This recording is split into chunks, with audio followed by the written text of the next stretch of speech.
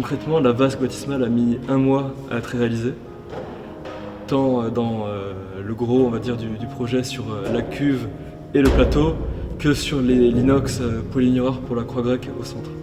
Et aujourd'hui, on l'a fixé définitivement à la pierre de soubassement. Et c'était une grande entreprise parce qu'il a fallu la porter. Elle pèse 180 kg et la déplacer sur les rivets de fixation. Tout a été martelé et on appelle ça granité, nous, pour obtenir cette peau qu'on donne au cuivre. Et on a l'impression que c'est un cuivre ancien, alors que finalement c'est un cuivre récent. Mais c'est l'empreinte du marteau, donc ça ne peut pas se faire n'importe où, n'importe comment.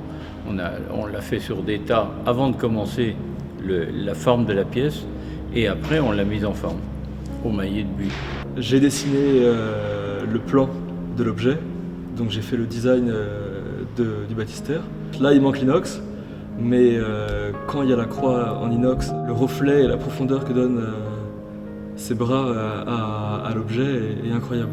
Car finalement on reflète la fresque numérique sacrée qu'on réalise sur le baptême du Christ. Elle reflète également l'architecture du bâtiment, avec la coupole, avec les vitraux. Et surtout, elle reflète les célébrants, elle reflète les parents, le curé et le bébé, ou l'enfant qui sera, ou l'adulte qui sera baptisé. Dans toutes les pièces que l'on fait, on a un peu l'habitude, c'est des pièces de prestige. C'est des baignoires, c'est des éviers, c'est des lavabos, c'est des alambics, ou des pièces d'art qui sont vendues chez Sotheby's, Christie's ou ailleurs. Donc c'est quand même des pièces d'art.